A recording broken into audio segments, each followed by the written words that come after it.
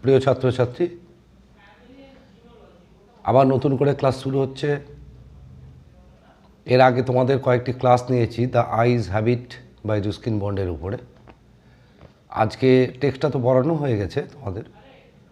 আজকে আমি তোমাদের কতগুলো কৌশল দেব, আর সাথে কি করে উত্তর লিখতে হবে সেটাও আমি কয়েকটা মডেল আমি দেখাবো। তোমরা মনোযোগ দিয়ে দেখবে এবং মনোযোগ বাড়ানোর চেষ্টা করবে। খুব বেশি প্রশ্নের উত্তর যাবে না যে প্রচুর মুখস্থ করে ফেললে, তার থেকে বরং তুমি একটা চেষ্টা করবে যে টেক্সটটা ভালো করে পড়তে, টেক্সটার মানেটা ভালো করে জানতে, ওয়ার্ড মিনিংগুলো ভালো করে জানতে। তবেই কিন্তু তুমি ভালো নম্বর পেতে পারো এবং নম্বর পাবে আশা রাখি আমি। সেই ক্যাপাবিলিটি আমার ছাত্রছাত্রীদের আছে। শুধুমাত্র কিছু কৌশল আজকে তোমাদের দেখাবো। দেখো, আমি এইচএসের গত 2020 আমি তোমাদের কোশ্চেন সামনে নিয়ে এসেছি। তোমরা 11-এরও প্যাটার্ন প্রায় এক। এটা এই দেখো, তোমাদের এটা অবজেক্টিভ থাকে ড্রামার উপরে, আনসিন থাকে, কম্পোজিশন থাকে এই পার্টটায়, আর এই পার্টটায় পার্ট এ আর এবং পার্ট বি, এখানে তোমাদের কোশ্চেন থাকবে। অর্থাৎ তুমি এই কোশ্চেন পাবার পরে, কোশ্চেনটা যখন তুমি হাতে পাচ্ছ, কোশ্চেন বিতরণ করা হয়ে গেছে তোমাদের হায়ার সেকেন্ডারি পরীক্ষার ক্লাসে, পরীক্ষার রুমে তুমি ঢুকে গেছো, এবার কোশ্চেনটা তুমি হাতে পেয়েছো। তোমার কি করণীয়? প্রথমে তুমি কোশ্চেনটা মনোযোগ দিয়ে পড়বে, ভীষণ মনোযোগ দিয়ে পড়বে এবং তোমার কাছ থেকে কোন উত্তরটি চাইছে সেটা তুমি নির্ধারণ করবে। ভালো করে পড়বে। হয়তো বা যা পড়ে এসছো যেভাবে, ঠিক হুবহু ওইভাবে আসেনি এবং আসবে না, এটাই ধরে নিতে হবে। তোমাকে বেস করতে হবে টেক্সটের উপরে এবং কোশ্চেনের উপরে। কোশ্চেনটা ভালো করে পড়বে, কি উত্তর তোমার কাছে চাইছে সেই উত্তরটুকুই তুমি দেবে। এবার লেখার পদ্ধতিতে আমি আসছি। ধরে নাও এই বোর্ডে এসো, তোমাকে একখানা, এটা তোমার অ্যান্সার শিট।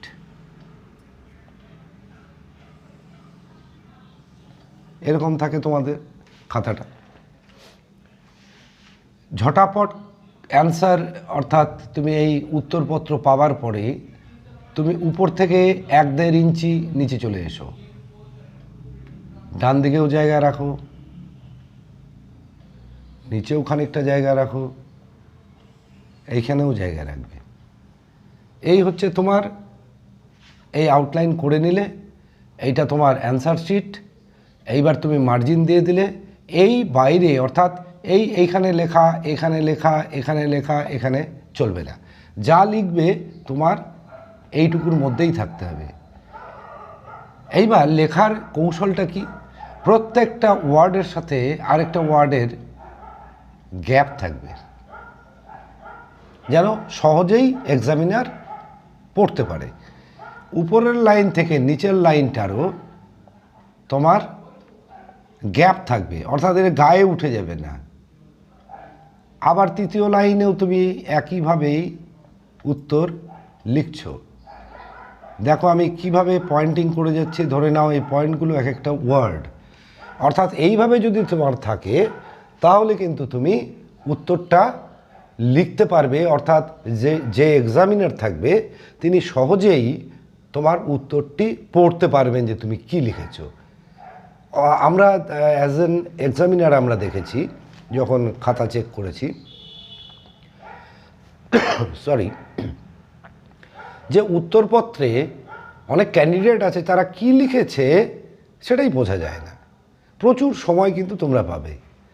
কৌশলটা কিন্তু এখন থেকেই তোমাদের বাড়িতে রপ্ত করতে হবে, অভ্যেসটা রাখতে হবে। মনে করতে হবে যে তোমার যত অভ্যেস করবে ততই পারফেকশনের দিকে এগোবে। এই অভ্যেসটা তোমার এখন থেকেই উত্তরপত্রে লেখার চেষ্টা করো বাড়িতে। আর প্রত্যেকটা কোশ্চেনের নাম্বার দেবে এইখানে। ধরো 1 নম্বরের, এইবার ধরো 1 নম্বরের যে প্রশ্ন আছে এইখানে তুমি দিয়ে দিলে যে অ্যান্সার টু কোশ্চেন নম্বর 1, তলায় একটা দাগ দিয়ে দিলে। এবার 1 নম্বরের উত্তর তুমি অ্যান্সার, যদি ধরো 3টে পার্ট আছে তাহলে A part, B part, C part.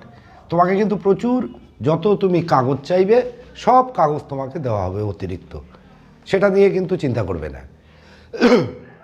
অর্থাৎ সময়েরও কোনো অভাব হবে না যদি তুমি টু দি পয়েন্ট উত্তর করতে পারো, তাহলেই কিন্তু হবে। প্রথমে কিন্তু একটা কথা মনে রাখবে যে প্রথমেই দেখনদারি, তারপরেই গুণ বিচারি।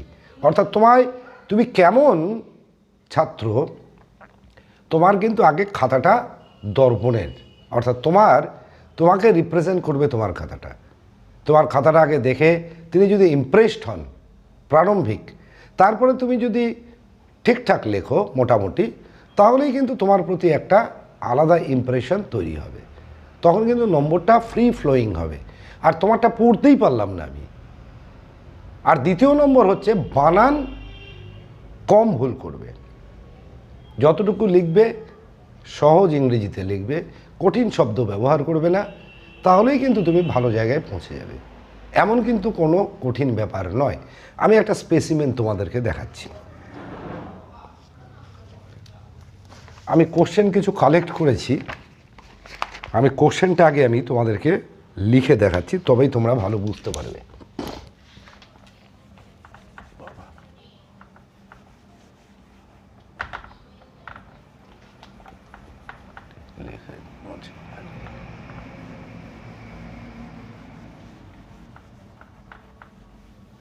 মুছছে না যদিও।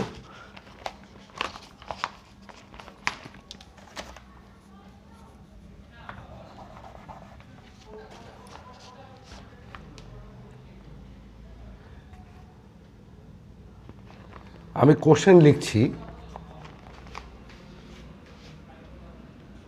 দ্য ম্যান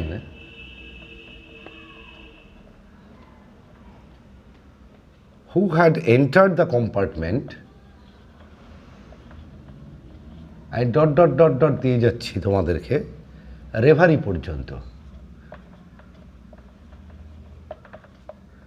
এই তোমার টেক্সটের লাইন। এইবার টেক্সটের লাইনে তোমার কোশ্চেন আসছে 3টে পার্টে। 1 নম্বর পার্ট দেখো, what reverie is referred to here. What reverie is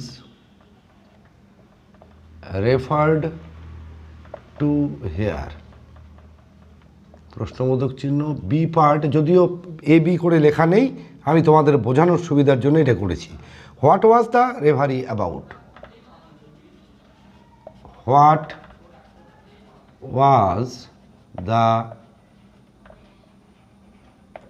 reverie about. C পার্টে আছে, how was the reverie broken.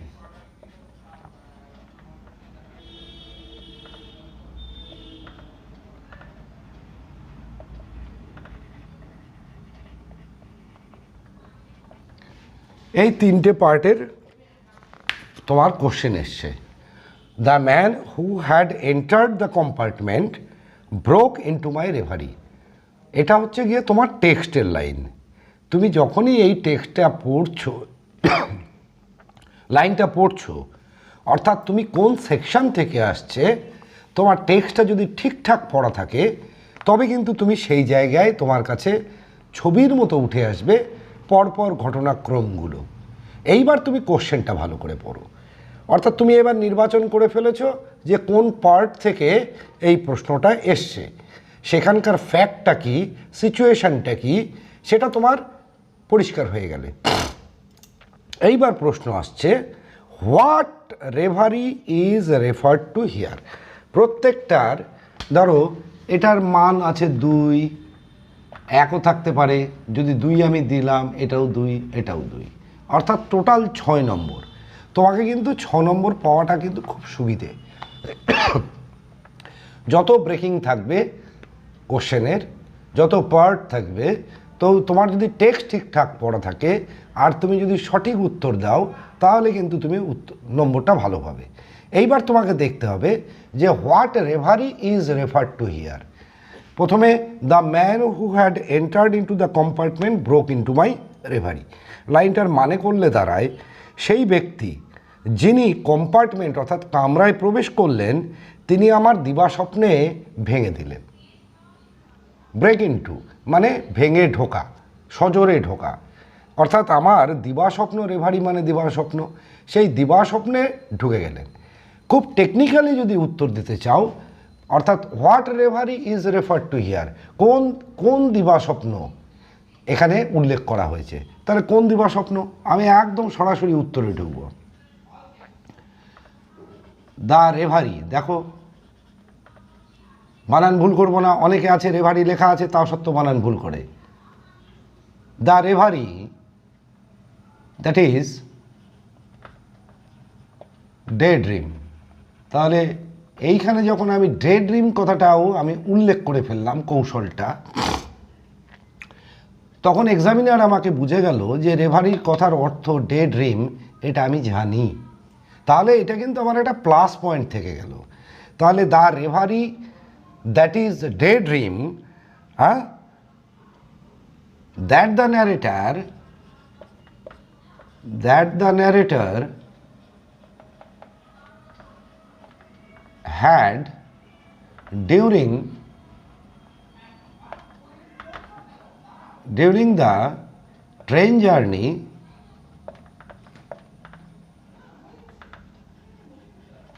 is referred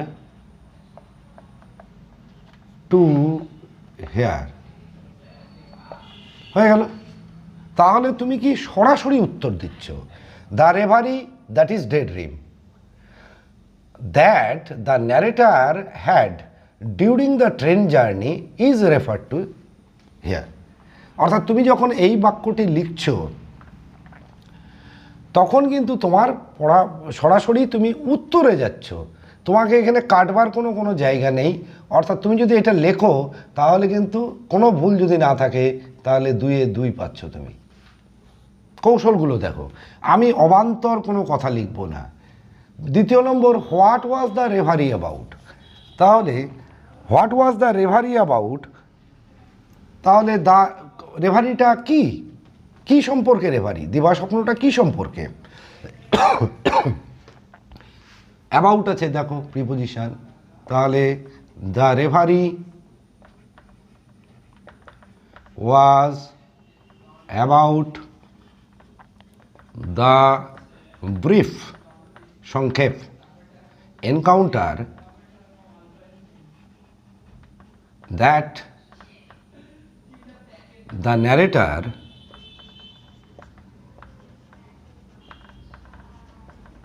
had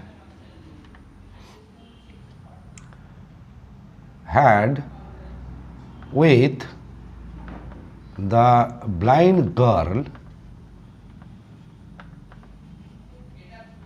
during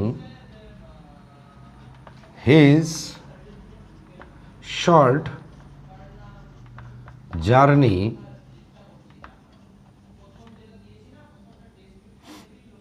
in a train।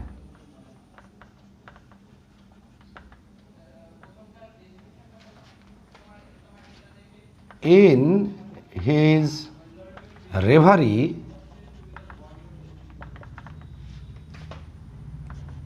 he was so charmed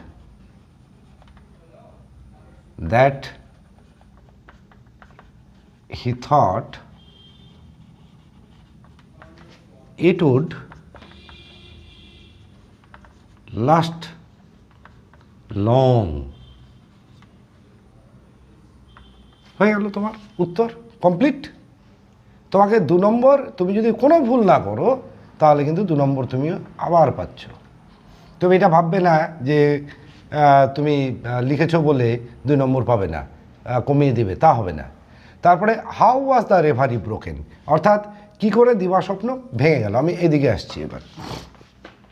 C number, The reverie was broken by the arrival of a third passenger at Saharanpur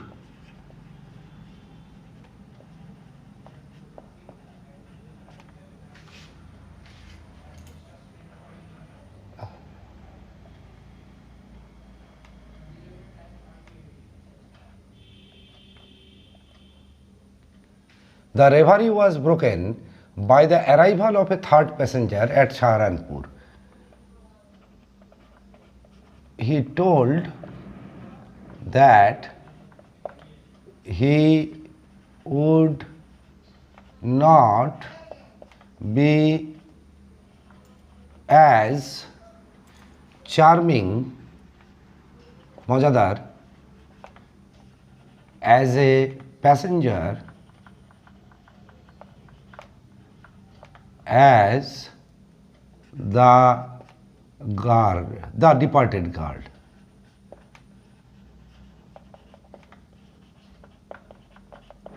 ব্যাস complete.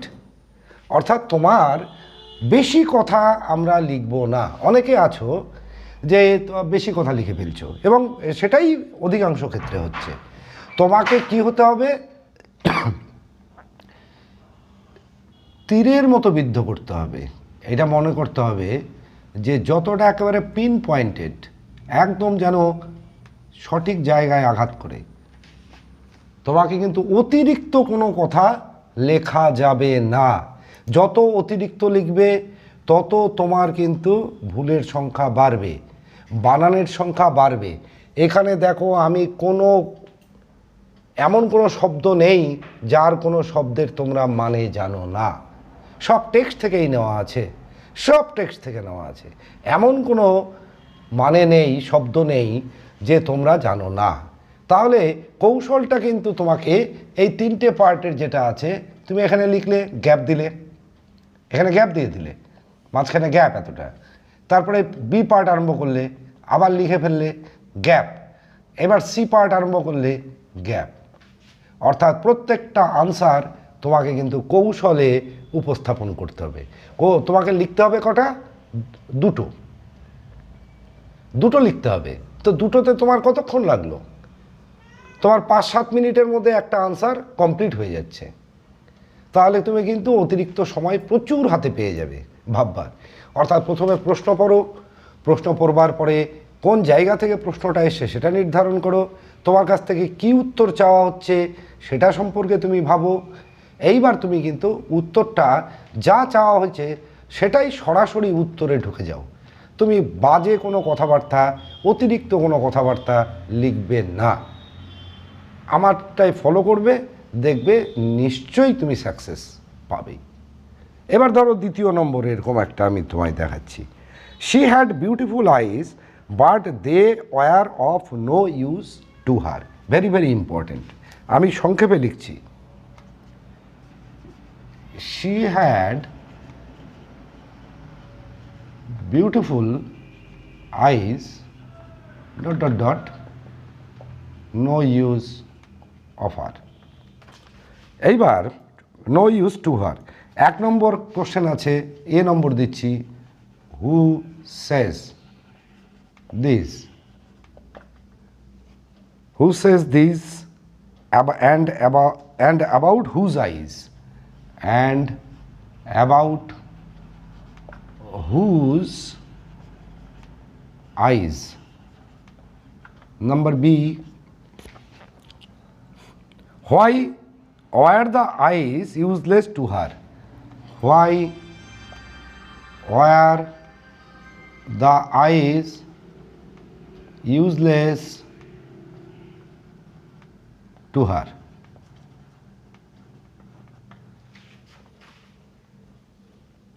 Number 3, trace the irony of the situation. Trace the irony of the situation.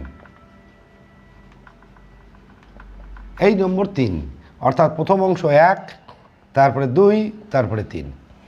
এইবার তিনটে পার্টেই তুমি ওখানে প্রথমে লিখলে, এটা ধরো 1 নম্বর প্রশ্ন, তাহলে 1 নম্বর গেল। এটা ধরো 2 নম্বর প্রশ্ন, 2 নম্বর প্রশ্ন, তাহলে অ্যান্সার টু কোশ্চেন নাম্বার 2। তখন এখানে 1 না লিখে তখন আসবে এটা 2।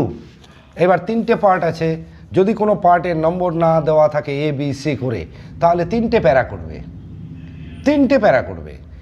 প্রথম পার্টের জন্য ফার্স্ট প্যারা, দ্বিতীয় পার্টের জন্য সেকেন্ড প্যারা, তৃতীয় পার্টের জন্য থার্ড প্যারা। অর্থাৎ টিচারকে, এক্সামিনারকে তোমার বোঝাতে হবে তুমি প্যারা করে লিখেছো প্রত্যেকটা ক্ষেত্রেই। প্রথমটাই আসি আমি, হু সেজ দিস? কে বলেছে? She had beautiful eyes but they were no use to her. তাহলে কি হু সেজ দিস কে বলেছে? ওই তৃতীয় ব্যক্তি। তাহলে the third passenger who entered in the compartment at Saharanpur Sage this বা সেইড দিস, যে টেন্সেই লেখো। অ্যান্ড অ্যাবাউট হুজ আইজ, কার চোখ সম্পর্কে বলেছে? তাহলে অ্যাবাউট, তাহলে হি সেইড দিস বা he says this about the eyes of the blind girl. কোথায়? In the story the eyes have it written by Ruskin Bond. ব্যাস, তোমার কমপ্লিট হয়ে গেল, আর কিছু লিখবে না। কেউ যদি ওইটা ইন দ্য স্টোরি না লেখো তাতেও কোনো অসুবিধা নেই। 2 নম্বর, why were the eyes useless to her? কেন তার চোখগুলো অপ্রয়োজনীয় ছিল, অর্থাৎ যার কোনো ব্যবহারই নেই, যার কোনো মূল্য নেই, তাকে বলি আমরা ইউজলেস। কেন তার চোখ দুটো ইউজলেস ছিল? কেন? তোমরা তো জানোই। তাহলে the girl was blind, the girl was blind, full stop মেরে দাও। So her eyes were useless to her, he could not, she could not see, that's why his eyes were useless. ব্যাস, উত্তর কমপ্লিট, 2 নম্বর পাবে তুমি। এইবার 3 নম্বর কি? Trace the irony of the situation. আইরনিটা বারে বারে টেক্সট পড়ার সময় আমি বলেছি। আইরনিটা কি? অর্থাৎ যা ভাবছি তার উল্টোটা হলো, যা ইন্টেন্ড করছি আমি তার উল্টোটা হলো। তাহলে the narrator from the first intended to show or intended to show that he could see. সে কি করছিল? বারে বারে চেষ্টা করছিল সে দেখতে পারে, এটা সে উপস্থাপন করবে, সে দেখতে পারে। Accordingly he started his conversation, his pretension, সে তার ভান, কথাবার্তা সব সেইভাবেই করলো। But at last there was a twist in the story. Twist মানে মোচড়। This twist is the irony. At last, অর্থাৎ at the end of the story, there was a twist. The third passenger who entered in the compartment at Saharanpur disclosed that the girl could not see. She was completely blind, but her eyes were beautiful. তার চোখগুলো ছিল খুব সুন্দর, কিন্তু তার কোনো দেখার কোনো ক্ষমতা ছিল না। সুন্দর হলে পরেও সেগুলো useless. So that is the irony. তাহলে এতক্ষণ ধরে যে তার প্রিটেনশনগুলো ন্যারেটারের, সেটা কি হলো? সেগুলো বৃথায় গেল। The pretension went in vain. The pretension, যে এতক্ষণ ধরে যে সে চেষ্টা করছিল নিজেকে চোখ আছে এইটা জাহির করবার, সেটা সম্পূর্ণ নষ্ট হয়ে গেল। তাহলে আমি কি লিখব? যে trace the irony of the situation যখন বলছি আমি, তখন এটা বলবো যে all through the journey with the girl the narrator pretended that he could see. Accordingly, he started his conversation and continued till Saharanpur. Saharanpur পর্যন্ত সে এটা চালিয়ে গেল। But there was a twist when a third passenger entered into the compartment and disclosed that the girl was completely blind, but her eyes were beautiful. So the acting the narrator played with the girl went in vain. সম্পূর্ণটা in vain মানে ব্যর্থ হওয়া। Here lies the irony. ব্যাস complete তোমার, আর কিছু দরকার নেই। তাহলে এই 3টে সেন্টেন্স বা 4টে সেন্টেন্স তুমি কিন্তু 3 নম্বর পাচ্ছ। তাহলে কিন্তু তুমি অতিরিক্ত লিখবে না, অতিরিক্ত লিখবে না। টেক্সটটা আমি বারে বারে বলছি, লাইন বাই লাইন ভালো করে পড়ো, অর্থ জানো, বিভিন্ন টুইস্টগুলো যেগুলো আছে বা ন্যারেশন আছে ওই পার্ট থেকে কিন্তু তোমাদের কোশ্চেন চলে এসছে। এটা কিন্তু অ্যাটেম্প করবে না। I am tired of people telling me I have a pretty face, এটা 2020-তে চলে এসছে। এটা ফার্স্ট পার্টের দিকেই, যে লোকেরা আমায় বলে আমার সুন্দর মুখ আছে, আর এটাতে আমি ক্লান্ত হয়ে গেছি শুনতে শুনতে। এই পার্টটা তোমরা বাদ দেবে। কোন কোন পার্টের থেকে কোশ্চেন আসতে পারে সেটা হচ্ছে তোমার মুসৌরির বিবরণটা, এটা একটা আসতে পারে। তারপরে তোমার আসতে পারে হচ্ছে এর আগের দিনে আমি তোমাদের খানিকটা আলোচনা করেছিলাম, ওই পার্টটা ভালো করে পড়বে, মুসৌরির বিবরণটা কি আছে। তারপরে একটা মিস্টেক করলো, ওটা খুব ইম্পর্টেন্ট। লেখক একটা ফাউল কমেন্ট করে ফেলেছিল যে বাইরেরটা কেমন দেখতে আপনি আমাকে বলেন। তখন মেয়েটি বলেছিল যে আপনি নিজে কেন দেখছেন না। তখন ভেবেছিল যে আমি একটা ফাউল কমেন্ট করে ফেলেছি, এটাতে আমার অন্ধত্ব হয়তো প্রকাশ পেয়ে যাবে, কিন্তু লাকিলি তার অন্ধত্ব প্রকাশ পায়নি। এটা থেকে একটা পড়তে পারো। আর থার্ড পার্ট থেকে একদম শেষের দিক থেকে আমি তোমাদের যে কোশ্চেনটা বললাম, এই যে she had a beautiful eyes, আর সাথে আয়রনিটা, টাইটেলটা অবশ্যই পড়বে, এটাও একটা। আর এই কটা কোশ্চেন যদি তুমি 6টা থেকে 7টা প্রশ্ন অ্যাটেম্প করো, ওই টুইস্টগুলো যেগুলো আছে, যেগুলো মূল জায়গাগুলো তোমাদের উল্লেখ করেছি এর আগের দিনও, সেটা করলেই কিন্তু পারবে। এটাকে ফলো করো। হাতের লেখাটা পরিষ্কার সুন্দর করবে, হাতের লেখাটা পরিষ্কার করলেই সুন্দর হবে। অনেকের হাতের লেখা খুব একটা ভালো নয়, তোমাদের নিজেকে ছোট করবার কিছু নেই। তুমি চেষ্টা করো বাড়িতে যে হাতের লেখাটা পরিষ্কার করতে। প্রথমে তুমি কি লিখছো সেই শব্দটা যেন আমি পড়তে পারি, এক্সামিনার যেন পড়তে পারে, তবেই কিন্তু তুমি ভালো নম্বর পাবে। আমার কথা ফলো করে চলো। আর তোমাদের কনসেন্ট্রেশন লুজ হচ্ছে, আমার কাছে অনেক ফোন আসছে, অনেক গার্জিয়ানও ফোন করছে, তোমরা দীর্ঘদিন স্কুলে যাচ্ছ না, যার জন্য এটাও তোমাদের কনসেন্ট্রেশনটা নষ্ট হচ্ছে। আমি কি করে কনসেন্ট্রেশন রিটেইন করতে হয়, কি করে কনসেন্ট্রেশন বাড়াবে, আমি একটা ভিডিও, আমি অবশ্যই একটা ক্লাস তোমাদেরকে নেব। ততক্ষণ পর্যন্ত গুড বাই, সবাই ভালো থাকবে।